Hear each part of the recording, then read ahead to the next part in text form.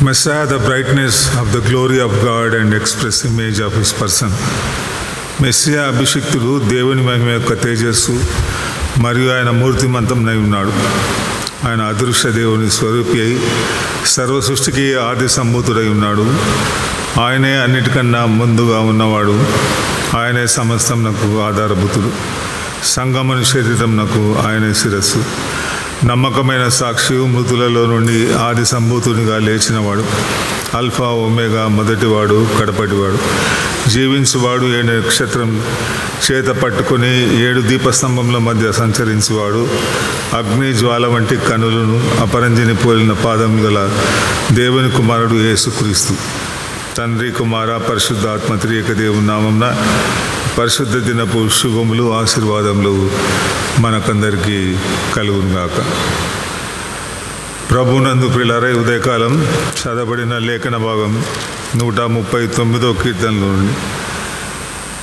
Whole history of God and man. దేవుడు మానవుని చరిత్ర, జగత్తు పునాది వేయబడక ముందే ఉండిన చరిత్రను గురించి రాయబడిన కీర్తన 139వ కీర్తన. ప్రభునందు ప్రియులారా, ఈ కీర్తనల గ్రంథం యొక్క విశ్లేషణ కొంతవరకు గమనించాలని నేను ప్రేరేపింపబడి ఉన్నాను. కీర్తనల గ్రంథం 150 కీర్తనలు ఉన్నాయి. మనకందరికీ తెలుసు అవన్నీ. నేను మరొకసారి గుర్తు చేస్తున్నాను. పంచస్కందములు ఉన్నాయి. 5 books, 5 parts. ఆ 150 కీర్తనలు 5 భాగాలుగా విభజింపబడి ఉన్నాయి. 1 నుండి 41 వరకు ప్రథమ స్కందం, 42 నుంచి 72 వరకు ద్వితీయ స్కందం, 73 నుండి 89 వరకు తృతీయ స్కందం, 90 నుండి 106 వరకు చతుర్థ సంఘం, 107 నుండి 150 వరకు పంచమ స్కందం. కీర్తనలో రచయితలు 7 ఉన్నారు. ఎక్కువ శాతం మనం కీర్తనల గ్రంథం చదివేటప్పుడు వెంటనే శీర్షికను చూడకుండా దావీదు కీర్తన అంటుంటాం. కానీ దావీదు రచించని కీర్తనలు కూడా ఉన్నాయి. ఆ కీర్తన రచయితను గురించి ఆలోచన చేయాలి. కారణం ఏంటంటే ఆ రచయిత యొక్క ఫిలాసఫీ, థియాలజీ, థాట్ ఫామ్ అంతా కూడా ఆ కీర్తనలో రచయితను బట్టి ఉంటుంది. దావీదు రచించిన కీర్తనలు 73 ఉన్నాయి. ఆసాపు కీర్తనలు 12, కోరహ కుమారుల కీర్తనలు 12, మోషే రచించిన కీర్తన 1, సొలొమోన్ రచించిన కీర్తన 22, 127, ఏతాను, హేమాన్ రచించిన కీర్తనలు 88, 89. మెసానిక్ సాంగ్స్ ఉన్నాయి. అనేక మార్లు మనం గుర్తు చేసుకుంటుంటాం. అభిషిక్తుడైన యేసుక్రీస్తును సూచించే ప్రవచనాత్మకమైన గ్రంథం ఈ కీర్తనల గ్రంథం. మీనియేచర్ బైబిల్ అంటారు ఈ పుస్తకాన్ని. బైబిల్ మీనియేచర్ పుస్తకాలు లేక మీనియేచర్ గ్రంథం కీర్తనల గ్రంథం. యేసు ప్రభు కాలంలో second book of second temple అనే దీన్ని గుర్తించేవారు. యేసు ప్రభు కూడా అనేక కొటేషన్స్ ఈ కీర్తనల గ్రంథంలో నుండి కోట్ చేసినట్లు మనం గుర్తిస్తుంటాం. మెసానిక్ సాంగ్స్ 16 ఉన్నాయి.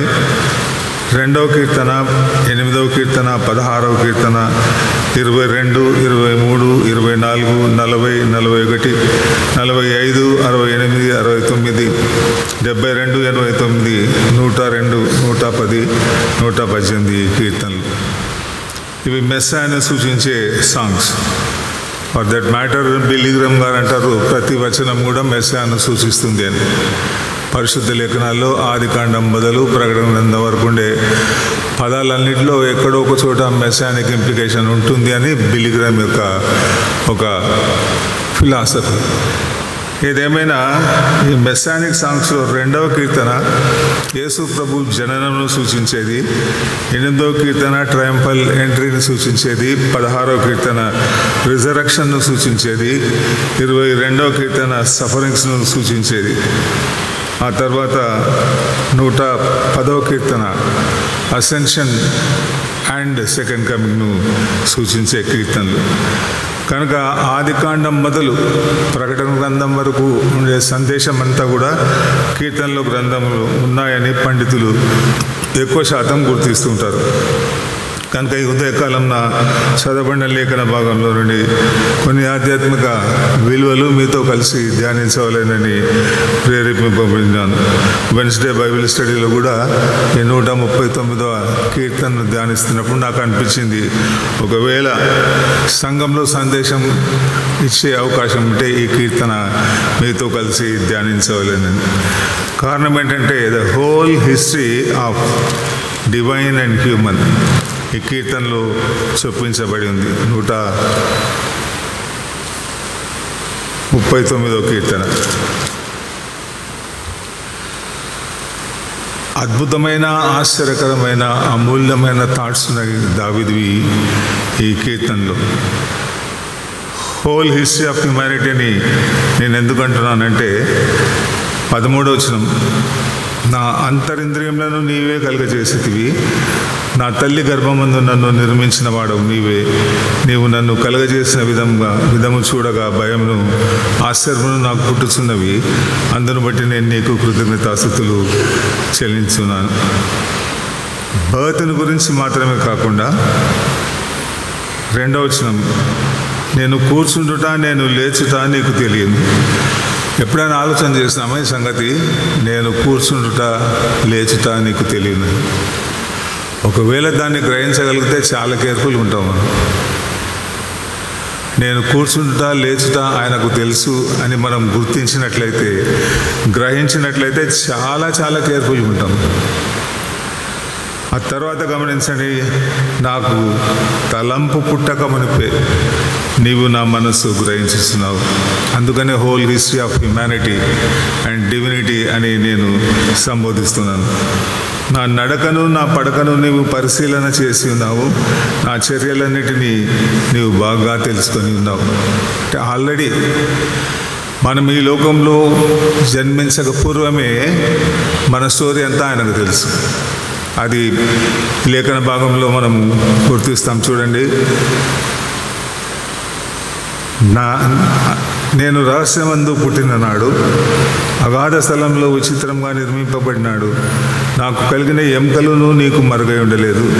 నేను పిండంనై ఉండగా నీ కన్నులు నన్ను చూసేను. నియమింపబడిన దినములలో ఒకటైనా కాక మునిపే నా దినములన్నీ నీ గ్రంథంలో లిఖితంలాయను. మన each moment and each style of life గ్రంథంలో లిఖితంలో ఉన్నాయన్న సత్యం మనం గుర్తించాలి. దేవుని దగ్గర ఒక గ్రంథం ఉంది, అనేక గ్రంథములు ఉండొచ్చు. ఈ గ్రంథంలో హ్యూమన్ హిస్టరీ అంతా కూడా, డివైన్ ఇంటర్వెన్షన్ కూడా రాయబడింది. మానవుని చరిత్ర పుట్టినప్పటి నుంచి కూర్చుండుట లేచుట, మనస్సు, నడక, పడక, ఇవన్నీ కూడా ముందుగానే రికార్డ్ చేయబడినాయి. ఇది ఫ్యాక్ట్. ఇది బైబిల్ ఈజ్ ఎ ఫ్యాక్ట్. అందులో ఎట్లాంటి తేడా ఉండదు. ఖచ్చితమైన సంగతులే బైబిల్లో రాయబడతాయి. ఎందుకో చెప్తారా? బైబిల్లో ఖచ్చితమైన సంగతులే రాయబడతాయి. ఎందుకు చెప్పండి? చెప్పండి. రైటర్ను బట్టి, ఆ రైటర్ను బట్టి ఖచ్చితంగా విలువైన సంగతులే బైబిల్లో రాయబడతాయి. మనకందరికి తెలుసు, Bible writer is Holi spirit. పరిశుద్ధాత్మ దేవుడు, తండ్రి అయిన దేవుడు, కుమారుడైన దేవుడు, ఈ కాంబినేషన్లో లిఖింపబడిన గ్రంథం ఇది. కనుక ఇందులో షూర్ థింగ్స్ ఉంటాయి. ఎట్లాంటి తేడా ఉండదన్న సంగతి మనం గుర్తించాలి. ఎందుకనంటే ఈ కీర్తన ధ్యానించడానికి కారణం, మనం చదువుతుంటాం కానీ ఈ కీర్తనలో ఉండిన అద్భుతమైన, అమూల్యమైన, ఆశీర్వాదకరమైన విలువలు మనం గ్రహించడం చాలా అరుదు. దావీదు రాసిన కీర్తన ఇది. 139వ కీర్తన మొదటి వచనం, యెహోవా నీవు నన్ను పరిశోధించి తెలుసుకొని ఉన్నావు. ఆల్రెడీ నువ్వు నన్ను పరిశోధించి తెలుసుకొని ఉన్నావు. ఎందుకంటే నేను సృజింపబడినాటి నుండి నా అంతముందే దినం వరకు ఆ హిస్టరీ అంతా నీకు తెలుసు. నువ్వు నన్ను పరిశోధించి తెలుసుకొని ఉన్నావు అని మొదటి వచనంలో అంటూ మళ్ళీ చివరి వచనంలో 23, 24 వచనాల్లో, దేవా నన్ను పరిశోధించి నా హృదయమును తెలుసుకొనుము, నన్ను పరీక్షించి నా ఆలోచనలను తెలుసుకొనుము, నీకు ఆయాసకరమైన మార్గము నా యందున్నదేమో చూడు. గొప్ప భక్తుడు దావీదుకుండే ఒక అద్భుతమైన, అమూల్యమైన, ఆశీర్వాదకరమైన టైటిల్ ఏంటి చెప్పండి? దావీదుకు దేవుడిచ్చిన టైటిల్ మరెవరికి ఇవ్వలేదు. అది దావీదు నా హృదయానుసారుడు.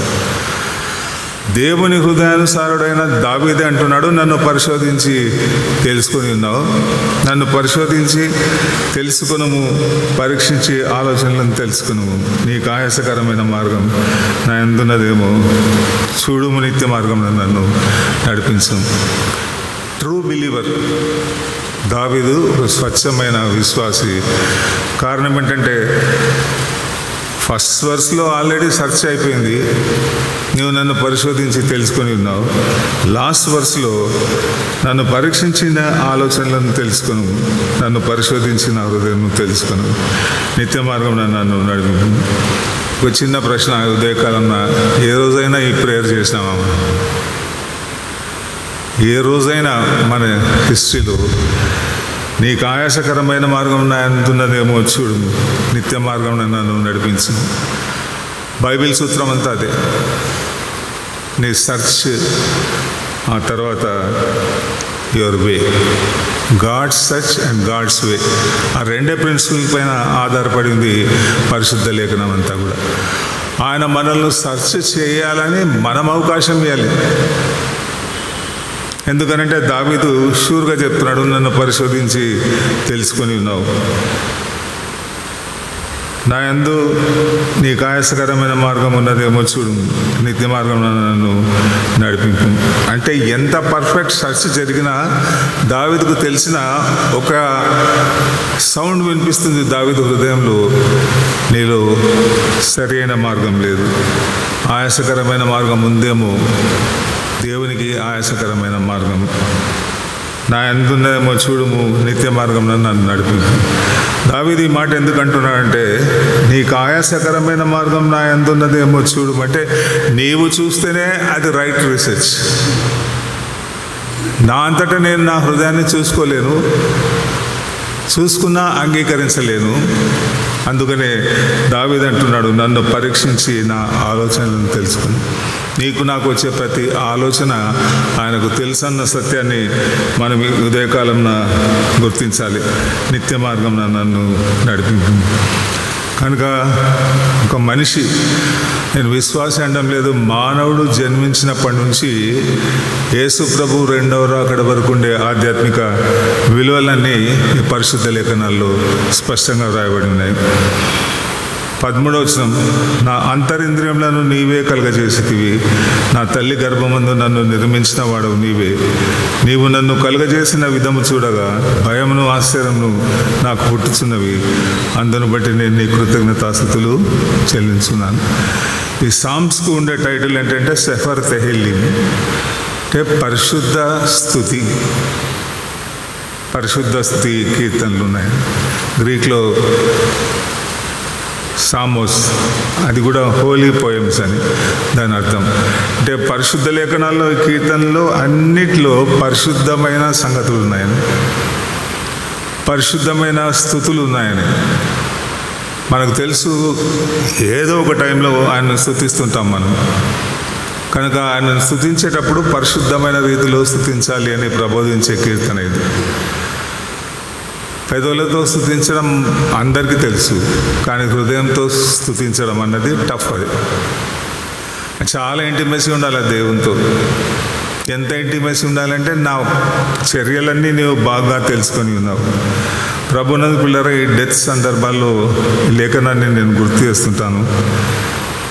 నియమింపబడిన దినములలో ఒకటైనా కాకమునిపే నా దినములన్నీ నీ గ్రంథంలో లిఖితంలో. అంటే నా బర్త్ కాకముందు డెత్ డిసైడ్ అయింది. నా దినములన్నీ నీ గ్రంథంలో లిఖితంలో. ఆ గ్రంథంలో లిఖితమైన సంగతిని ఎవరు ఇరేజ్ చేయలేరు, ఎవరు దాన్ని డిస్టర్బ్ చేయలేరు, ఎవరు దాన్ని కల్పించడం చేయలేరు. ఆ గ్రంథంలో రికార్డ్ అయిపోయింది అది. ఇది సత్యం. మన లైఫ్ స్టైల్ అంతా కూడా గ్రంథంలో రికార్డ్ అయిపోయింది. పిండం నుండి రెండవ రాకడ వరకు. 18వ వచనంలో, నేను మేల్కొంటిన ఇంకను నీ యొద్దనే ఉందును. మేల్కోవడం అన్నది దైవజనుడైన మోషే ఇంట్రడ్యూస్ చేసిన డెఫినిషన్ ఫర్ డెత్. మరణానికి మోషే ఇచ్చిన నిర్వచనం ఏంటంటే, నీ తలంపులు నాకెంత ప్రియమైనవి, నేను మేల్కొంటిన ఇంకను నీ యొద్దనే ఉంది. నిద్రింతురు అనే పదం వాడింది మోసెస్, మరణం నాకు నిద్ర అని. చాలా సింపుల్ ఫిలాసఫీ అది. నిద్రించిన వారు ఏ రీతిగా మేల్కొంటారో చనిపోయిన వారు ఆ రీతిగా తిరిగి లేస్తారు. ఆ సంగతి దావీదు మరొకసారి ఇక్కడ గుర్తు చేస్తున్నాడు. కనుక ఈ లోకంలో మనము నిర్మింపబడక పూర్వమే మన చివరి దినం డిసైడ్ అయింది. మరొక మాటలో చెప్పాలంటే, నా లాస్ట్ డే డిసైడ్ అయినాక ఫస్ట్ డే ఉంది. ఫస్ట్ డే కదా మన హిస్టరీలో మానవులకు కావాల్సింది ఫస్ట్ డే. అక్కడ నుంచి చరిత్ర ప్రారంభించబడుతుందని. బైబిల్ చరిత్ర రివర్స్. నా లాస్ట్ డే నియమింపబడిన తర్వాత మొదటి దినం డిసైడ్ చేస్తున్నాడు దేవుడు. కనుక ఈ మరణ సందర్భాల్లో లేఖనాన్ని నేను గుర్తు చేస్తుంటున్నాను. అట్లు చేసింటే బాగుండేదేమో, ఇదైతే బాగుండేదేమో, బ్రతికించుకుందామనేది చాలా పెద్ద తప్పది. నీకు నాకు ఆ హక్కు లేదు. బ్రతికించుకోవడం అన్నది హక్కు లేదు. బ్రతికించాలనా లేదా అనే డిసైడ్ చేయాల్సింది దేవుడు. చేస్తాను కూడా అంటున్నాడు. కనుక ఈ కీర్తనలో మనము నేర్చుకుంటున్న ఆధ్యాత్మిక సత్యం ఏంటంటే, దావీదు దేవుని హృదయానుసారుడు. దేవుని హృదయానుసారుడైన దావీదు మాత్రమే ఈ సంగతి తెలుసుకోగలిగినాడు. మన జీవితాల్లో ఆయన హృదయానుసారులుగా ఉంటే మనకు అన్నీ తెలిసిపోతాయి. మనమేమో జనరల్ సిచ్యువేషన్, మన విషయాన్ని గురించే మనం ఆలోచన చేస్తుంటాం. దేవుని సెర్చ్ల గురించి ఆలోచన చేయము. దేవుడు చేసే రీసెర్చ్ మన జీవితాలకు ఆశీర్వాదకరమైన సంగతిని సూచించే కీర్తన 139వ కీర్తన. మొదటి వచనంలో నీవు పరిశోధించి తెలుసుకొని ఉన్నావు ఆల్రెడీ. చివరి వచనంలో, ఇంకనూ నీకు ఆయాసకరమైన మార్గం నా యందున్నదేమో చూడుము, నిత్య మార్గం నన్ను నడిపింపు. అంటే అనుక్షణం దావీదుకు దేవుని గురించిన కాన్షియస్నెస్ ఉంది. దేవుని గురించిన ఆలోచననే చేస్తున్నాడు దావీదు. ప్రతి సిచ్యువేషన్లో దావీదు జీవితంలో కనిపించేది దేవుని ఆలోచన, దేవుని కార్యం, దేవుని ప్రెజెన్స్. ఇవి మాత్రమే దావీదు గుర్తిస్తుంటాడు. దావీదు చేసిన పాపములు అనేకములు ఉన్నాయి, అందరికీ తెలుసు. కానీ దావీదు ఏమంటున్నాడంటే, దావీదు కంటే ముందుగా దేవుడు ఏమంటున్నా అంటే, ఎంతో పాపం చేసిన దావీదు నా హృదయానుసారం. అంటే దాని అర్థం ఏంటంటే, పాపమును గుర్తించినవాడు. దావీదులో ఉండే స్పెషాలిటీ పాపమును గుర్తిస్తాడు ఎప్పటికప్పుడు. మన జీవితాల్లో మన పాపమును గుర్తించిన రోజు దేవుని ప్రెజెన్స్ ఉంది అని మనం ఆలోచన చేయగలుగుతాం. జనరల్గా పాపములు క్షమించడము, శిలువలో మరణించడము, రక్తం చిందించడం, ఇవి జనరల్గా మనం చెప్పుకునేవి. అది ఓకే. దావీదు జీవితంలో అసలు ఈ క్రూసిఫిక్షన్ కానీ ప్రాఫెసీలో ఉంది, కానీ చరిత్రలో జరగలేదు. అయినప్పటికీ దావీదు తన జీవితంలో కోరుకుంటున్నది దేవుని రీసెర్చ్. ఒకవేళ ఈ ఉదయకాలంలో దేవుడు నా హృదయాన్ని రీసెర్చ్ చేసి ఉన్నాడు, ఆయన నన్ను ఇప్పుడు కూడా సెర్చ్ చేస్తున్నాడని మనం గుర్తించగలిగితే అద్భుతం. ఆయన ప్రజెన్స్ నేను అనుభవిస్తున్నాను, ఆయన టచ్ నేను అనుభవిస్తున్నాను, ఆయన థాట్స్ను నేను అనుభవిస్తున్నాను అని చెప్పగలిగితే చాలా గ్రేట్. అది అరుదంటున్నాను నేను. నీవు నన్ను పరిశోధించి తెలుసుకొని ఉన్నావని చెప్పగలిగిన వారు ఎంతమంది ఉన్నారు? నీవు నన్ను పరిశోధించి తెలుసుకొని ఉన్నావు, నాకు తెలుసు షూర్గా అని చెప్పగలిగిన వారు. చెప్పగలిగితే ప్రైజ్ ది లార్డ్. కానీ ఈరోజు నేను గుర్తు చేస్తున్నాను, ప్రతి క్షణం ఆయన మనల్ని పరీక్షిస్తుంటాడు. ప్రతి క్షణం పరిశోధిస్తుంటాడు.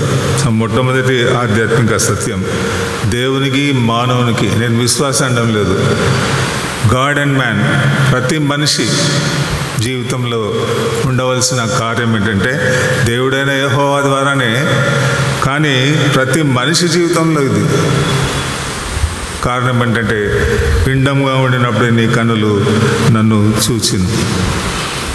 చూడండి, మొట్టమొదటి ఆధ్యాత్మిక సత్యం పర్ఫెక్ట్ సర్చ్. యెహోవా నీవు నన్ను పరిశోధించి తెలుసుకున్నావు. ఇనిషియల్గా, ఎండింగ్లో కూడా నన్ను పరీక్షించి నా ఆలోచనలను, హృదయం నువ్వు తెలుసుకును. ఈ ప్రేయర్ ప్రతిరోజు చేయాలి. మనం ప్రతిరోజు ఈ ప్రేయర్ చేయాలి. నన్ను పరీక్షించి నా ఆలోచనలను తెలుసుకొను. నీకు ఆయాసకరమైన మార్గం నా యందున్నదేమో చూడుము, నిత్య మార్గం నన్ను నడిపించు. మొట్టమొదటి ఆధ్యాత్మిక సత్యం పర్ఫెక్ట్ సర్చ్.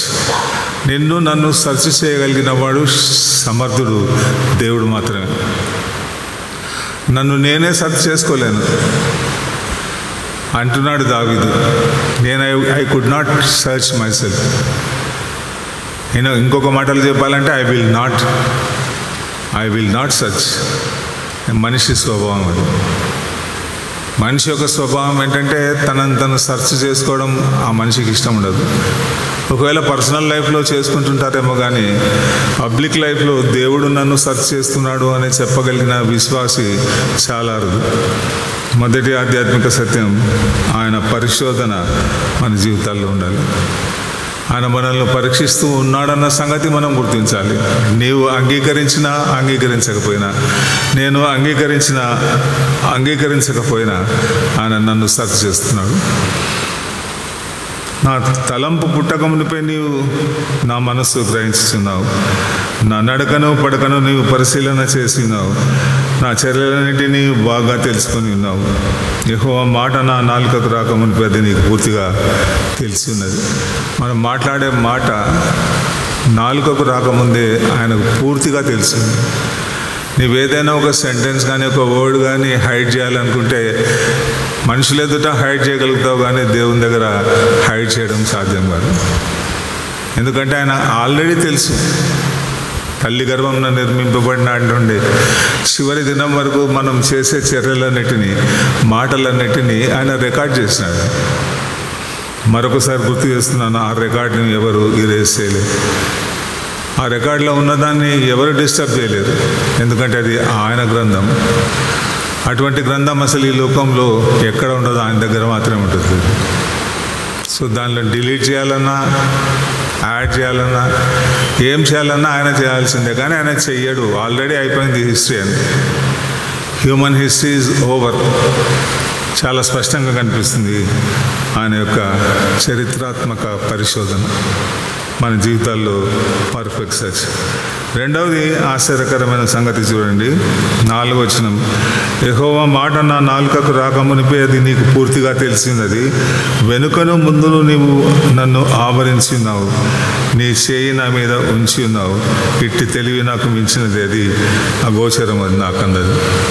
పర్ఫెక్ట్ విజ్డమ్, దేవుడు అనుగ్రహించే పర్ఫెక్ట్ విజ్డమ్ మనం కలిగి ఉండాలి. ఈ లోక సంబంధమైన జ్ఞానం అది పవిత్రమైనది కాదు, పరలోకం నుండి వచ్చే జ్ఞానం పవిత్రమైనది అని పరిశుద్ధ లేఖనాలు రాబడింది. Holy wisdom and perfect wisdom. ఈ విజ్డమ్ ఈ రోజుల్లో చాలా చాలా నీడ్ అని మనం గుర్తిస్తున్నాం. ఎందుకంటే ఈ నీట్ ఎగ్జామ్స్, డిఎస్సి ఎగ్జామ్స్ స్టూడెంట్స్కు భవిష్యత్తుకు సూచించే ప్రతి సంగతి ఈరోజు మనము ఆలోచన చేస్తున్నాం. కనుక నీకు పూర్తిగా తెలిసి ఉన్నది. ఇట్టి తెలివి నాకు మించినది, అది అగోచరం, నాకు అందదు. పర్ఫెక్ట్ విజ్డమ్ ఆఫ్ గాడ్, దేవుని జ్ఞానం, దేవుని శక్తి, యేసుక్రీస్తు అని కొరింథీయులకు రాబడిన మొదటి పత్రికలో స్పష్టంగా రాయబడింది. మన జీవితాల్లో దేవుని జ్ఞానం ఉందా అని ఆలోచన చేద్దాం. ఈ లోక సంబంధమైన జ్ఞానం సాధ్యమే, కానీ దేవుని జ్ఞానం అసాధ్యం. అది ఆయన అనుగ్రహిస్తేనే. ఈ డివైన్ విజ్డమ్ అన్నది ఆయన అనుగ్రహిస్తేనే మన జీవితాల్లో ఉండేది. మనం ఎంతో బైబిల్ స్టడీ చేసినా, ఎంత గొప్ప రీసెర్చ్ చేసినా, ఆయన పర్ఫెక్ట్ విజ్డమ్ అన్నది నాకు అగోచరం అన్న సంగతి మనం గుర్తించాలి. ఇట్టి తెలివి నాకు మించినది. నా తెలివితో నీ తెలివిని ఆలోచన చేయలేను. ఇట్టి తెలివి నాకు మించినది. కనుక ప్రభువునందు ఉదయకాలం మన జీవితాల్లో పర్ఫెక్ట్ విజ్డమ్ను అనుగ్రహించేవాడు యేసుక్రీస్తు. పరిపూర్ణమైన జ్ఞానం ప్రతి ఒక్కరికి కావాల్సిందే. స్టూడెంట్స్కు, ఎంప్లాయీస్కు, పేరెంట్స్కు, ప్రతి ప్రొఫెషన్లో కావాల్సింది విజ్డమ్. ఆ విజ్డమ్ను దేవుడు మనకు అనుగ్రహించినట్లయితే ఒక అద్భుతమైన ఫ్యూచరిస్టిక్ లైఫ్ ఉంటుంది మన జీవితాల్లో. Perfect wisdom, perfect presence. చూడండి 8వ వచనం, నేను ఆకాశంలోకి ఎక్కినను నీవు అక్కడను ఉన్నావు, నేను పాతాళమందు పండుకున్నను నీవు అక్కడను ఉన్నావు, నేను వేకువ రెక్కలు కట్టుకొని సముద్ర దిగంతములలో నివసించినను అక్కడ నీ చేయి నన్ను నడిపించును, నీ కుడి చేయి నన్ను పట్టుకోవడంలో ఆయన ఎక్స్పర్టింగ్. ఆయన పట్టుకున్నాడంటే ఎవరు విడిపించలేరు, ఆయన విడిపిస్తే ఎవరు పట్టుకోలేరు. ప్రకటన గ్రంథంలో రాయబడింది, ఆయన లాక్ చేస్తే అన్లాక్ చేసేవారు ఉండరు, ఆయన అన్లాక్ చేస్తే లాక్ చేసేవారు ఉండరు. దావీదు తాళపు చెవి కలిగిన వాడు యేసుక్రీస్తు. ఈ భక్తుడు అంటున్నాడు, నేను వేకువ రెక్కలు కట్టుకొని సముద్ర దిగంతములలో నివసించను. వేకువ రెక్కలు అన్న పదం ఈ చోట మాత్రమే ఉంది బైబిల్లో. అంటే వేకువకు రెక్కలు ఉంటాయని. ఆ రెక్కలు ఎంత ఫాస్ట్గా స్విఫ్ట్గా మూవ్ అవుతాయంటే, ఇక్కడ లేచి వేకువ అనే ఆలోచన లోపలనే ఎంతో దూరం పోతుంది, సముద్ర దిగంతంలకు వెళ్తుంది అంటున్నాడు దావీదు. నేను అక్కడ ఉన్నా కూడా నీ చేయి నన్ను పట్టుకును, అంధకారం నన్ను మరుగు చేయును, నాకు కలుగు వెలుగు రాత్రి వలె ఉండును అని నేను అనుకునేడలా చీకటి అయినను నీకు చీకటి కాకపోను, రాత్రి పగటి వలె నీకు వెలుగుగా ఉండును, చీకటి వెలుగు నీకు ఏకరీతిగా ఉన్నవి. Perfect presence of God. ఆ ప్రెజెన్స్ నుంచి మనం ఎక్కడికి పారిపోలేము. నీ ఆత్మ యొద్ద నుండి నేను ఎక్కడికి పోదును, నీ సన్నిధి నుండి నేను ఎక్కడికి పారిపోదును. అసలు ఈ సంగతులు మనం ఆలోచన చేస్తాం ఆ లైఫ్లో. ఆయన నన్ను పట్టుకున్నాడు, ఆ సన్నిధి నుండి నేను ఎక్కడికి పారిపోదును, ఆత్మ నుండి నేను ఎక్కడికి పోదును. ఈ presence of the Holy Spirit విశ్వాస జీవితంలో ఉన్నట్లయితే ఈ పర్ఫెక్ట్ విజ్డమ్ను, పర్ఫెక్ట్ ప్రెజెన్స్ను మనం గుర్తిస్తాం. మన జీవితాల్లో ఉండవలసింది ఒకే ఒక ప్రెజెన్స్, అది గాడ్స్ ప్రెజెన్స్. దేవుని సన్నిధి మాత్రమే ఉండాలి మన జీవితాల్లో. ఆయన ప్రెజెన్స్ ఉన్నంత వరకు మన జీవితాలు అద్భుతమైన, ఆశీర్వాదకరమైన, అమూల్యమైన జీవితాలుగా ఉంటాయి. ఆ ప్రెజెన్స్ను అనుభవించిన వాడు దావీదు. అందుకనే దావీదుకు ఇచ్చిన టైటిల్ పరిశుద్ధ లేఖనాల్లో మరొక్కరికి లేదు. దావీదు నా హృదయానుసారుడు, is a man after my heart. ఆలోచన చేయండి, ఆ ఇంగ్లీష్లో ఉన్న sentence, is a man after my heart. నా హృదయానుసారుడు అంటే దావీదు హృదయం ఎట్లా బీట్ చేస్తుందో, దేవుని హృదయం ఎట్లా బీట్ చేస్తుందో సేమ్. అటువంటి హృదయం కలిగిన దావీదు ఈ పరిశోధన గురించి రాస్తున్నాడు. అట్టి హృదయం కలిగిన దావీదు పాపపు తప్పులు ఎప్పటికప్పుడు చేస్తుంటాడు. ఎందుకంటే దేవుని ప్రెజెన్స్ను, దేవుని స్పిరిట్ను ఎప్పుడూ గుర్తిస్తుంటాడు దావీదు తన జీవితంలో. నీ ఆత్మ యొద్ద నుండి నేను ఎక్కడికి పారిపోదు. Perfect wisdom, perfect presence, perfect power. 14వ వచనం, 13-14 వచనాలు చదువుతాను. నా అంతరింద్రియములను నీవే కలుగజేసితివి, నా తల్లి గర్భమందు నన్ను నిర్మించిన వాడవు నీవే. నీవు నన్ను కలుగజేసిన విధము చూడగా భయమును ఆశ్చర్యమును నాకు పుట్టుచున్నవి. అందుని బట్టి నేను నీకు కృతజ్ఞతాస్తుతులు చెల్లిస్తున్నాను. ఈ పర్ఫెక్ట్ పవర్ నేను ఎందుకు అంటున్నానంటే, అసలు తల్లి గర్భమందు నిర్మించిన వాడు ఆయన, అంతరింద్రియములను కలుగజేసిన వాడు, గ్రేటెస్ట్ సైంటిస్ట్ దేవుడు. అంతరింద్రియములను కలుగజేసిన వాడు, తల్లి గర్భమందు నిర్మించిన వాడు. ఆయన పర్ఫెక్ట్ పవర్, ఒక పరిపూర్ణమైన దేవుని శక్తి ఏంటంటే ఆయన మనల్ని నిర్మించిన రీతి. అది ఆయనకు మాత్రమే సాధ్యం. కానీ జనరల్గా మనం ఏమనుకుంటుంటాం, మన పేరెంట్స్ వలన వచ్చే వర్చ్యూస్ అన్నీ మనకు వస్తుంటాయని. అవన్నీ దేవుడు అలౌ చేస్తేనే వచ్చేది. దేవుడు తల్లి గర్భమందు నిర్మించినవాడు. కలుగజేసిన విధము చూడగా భయమును ఆశ్చర్యమును నాకు పుట్టుచున్నవి. అందును బట్టి నేను నీకు కృతజ్ఞతాస్తుతులు చెల్లించుచున్నాను. కనుక ప్రభునందు ప్రియులారా, మన జీవితాల్లో పర్ఫెక్ట్ పవర్, దేవుని యొక్క శక్తి మన జీవితాల్లో ఉండాలి. నీ కార్యంలో ఆశ్చర్యకరంలో అది ఆ సంగతి నాకు బాగా తెలిసింది. నేను రహస్యమందు పుట్టిన నాడు భూమి యొక్క అగాధ స్థలంలో విచిత్రంగా నిర్మింపబడినాడు. నాకు కలిగిన ఎముకలను నీకు మరుగై ఉండలేదు. నేను పిండంన ఉండగా నీ కన్నులు చూచాను. ప్రభునందు ప్రియులారా, భూమి యొక్క అగాధ స్థలంలో అన్న ఆ సెంటెన్స్లో మీకు ఏమైనా గుర్తుకొస్తుందా? భూమి యొక్క అగాధ స్థలంలో నిర్మింపబడినాడు. ఆదాం నిర్మింపబడిన భూమి యొక్క అగాధ స్థలంలో. ఆ భూమి యొక్క అగాధ స్థలంలో విచిత్రంగా నిర్మింపబడినాడు. చాలా విచిత్రమైన క్రియేషన్ ఆదాంది. అది గుర్తు చేస్తున్నాడు దావీదు. నాకు కలిగిన ఎముకలను నీకు మరుగై ఉండలేదు. మన బోన్స్ కూడా ఆయనకు తెలుసు. మన జీవితాల్లో మనందరికీ ఉండే బోన్స్ను లెక్కించగలిగిన వాడు ఆయన మాత్రమే. కనుక ప్రభువునందు పిల్లారా, పర్ఫెక్ట్ పవర్ను మనము అనుభవిస్తున్నాలి.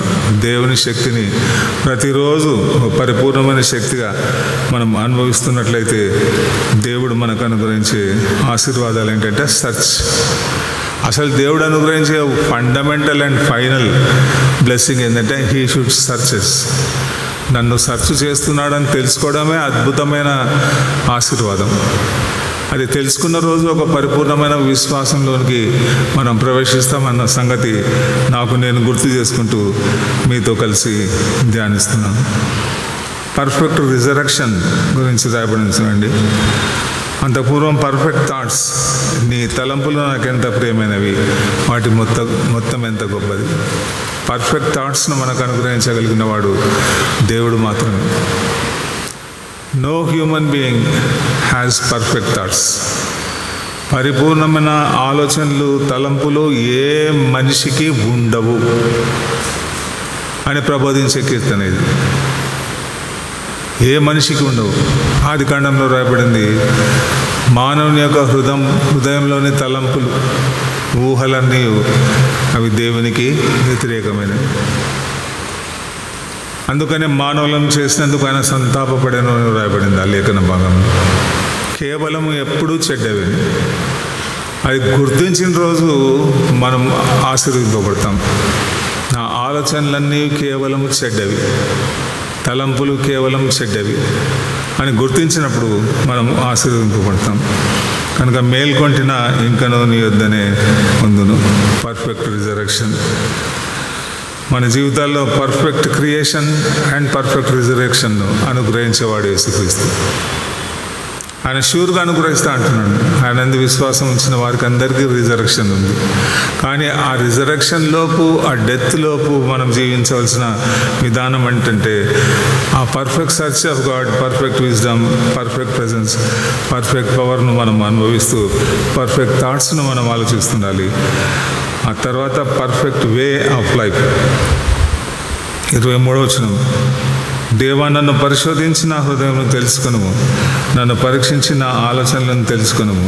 నీకు ఆయాసకరమైన మార్గం నా యందున్నదేమో చూడుము, నిత్య మార్గం నన్ను నడిపించుము. ఆయనకు ఆయాసకరమైన మార్గం అంటే ఏదో పెద్ద క్రైమ్ థాట్స్ కాదు, క్రైమ్ వే కాదు. అసలు మనిషి జీవితమే అది. మానవుని జీవితమే ఆయాసకరమైన మార్గం. దేవునికి ఆయాసకరమైన మార్గం ఎక్కడో ఉంటుంది మనిషి జీవితంలో. దావీదు అంటున్నాడు, నిత్య మార్గం నన్ను నడిపించు. The way, perfect way of the lord. దేవుని మార్గమే పవిత్రమైనది, పరిపూర్ణమైనది. ఏ మనిషి మార్గం, ఏ మనిషి తలంపులు అవి పవిత్రమైనవి కావు, పరిపూర్ణమైనవి కావు. దేవుడి సందేశంను మనందరి జీవితాల్లో దీవించును కాక. ఈ కీర్తనలో హ్యూమన్ హిస్టరీ అండ్ డివైన్ హిస్టరీని గురించి రాయబడింది. నేను బిలీవర్ అనడం లేదు, హ్యూమన్ క్రియేట్ చేయబడినప్పటి నుంచి. ఆ తర్వాత బిలీవర్ సంగతి మనకు అర్థమవుతుంది. నీవు నన్ను పరిశోధించి తెలుసుకొని ఉన్నావు అన్నది బిలీవర్ సెంటెన్స్. నీకు ఆయాసకరమైన మార్గం ఎందున్నదేమో చూడుము, నిత్య మార్గం నడిపించము అన్నది కూడా బిలీవర్ సెంటెన్స్. కానీ బిలీవర్ కాకముందు ఈ సంగతులు మనం గుర్తించాలి. నీకు ఆయాసకరమైన మార్గం. దేవుడి సందేశాన్ని మనందరి మేలు నిమిత్తమై ఆశీర్వదించును గాక. మరొకసారి నేను గుర్తు చేస్తున్నాను, entire human history and divine history 139వ కీర్తనలో ఉంది కనుక అద్భుతమైన ఒక కీర్తన. ప్రార్థన.